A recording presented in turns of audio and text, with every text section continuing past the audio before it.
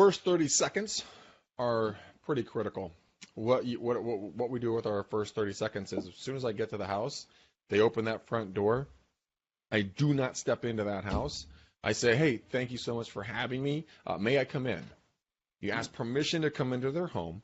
You take 1 or 2 steps in. You instantly say, would you like me to take my shoes off? And you go, like you're in action, like you have, your toe on your heel, like taking your shoe off right there, waiting for that thumbs up or thumbs down.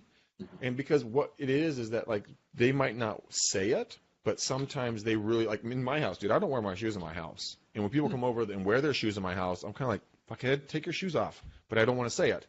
I don't want to be rude. But it was something nice. I'm just thinking of when I was at your place. I did not have a care in the world, and I don't care what you think. No, you didn't. You just strolled in. Off in your place. That's why you don't come over to my house. That's right. I banished you, and you didn't even know it. But yeah, so you thank them for letting you in. You ask to come in the home. You ask them if you should remove your shoes. 90% of the time, they're going to say, no, keep them on. Don't worry about it. I did have this one lady. Her floors were disgusting. And she's like, that would be really nice of you. And I'm like, damn it. Why did I ask? All right. So you ask to be welcomed into the home.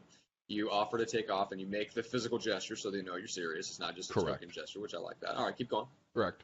Then at that point, what I do is I take an MLS sheet, which I don't have one readily available. Oh, wait, I might have one here. It doesn't really matter. Does this one have writing on it? Yeah, it does. So this has an MLS sheet, and it's just a standard write-up from the county. And I take this with me, and I take notes on it. Kind of like what the house has to offer. If you kind of read the situation, if you can get away with it, you'd want to take pictures of the home. Ask permission. Always ask permission on that one. Hey, Matt, Julie, is it okay if I take a couple of quick snaps as we go through the house just so I can remember all the awesome upgrades you guys did so that when I run my numbers, I can make sure I'm spot on?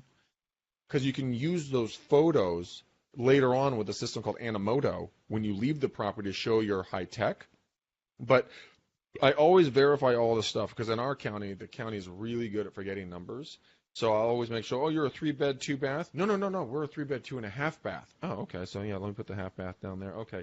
And you guys have 21, 27 square feet? No, it's more like we added on, but we didn't do it in a recording, so we're at 2,500 square feet. Oh, okay, you're at 2,500 square feet. Oh, okay.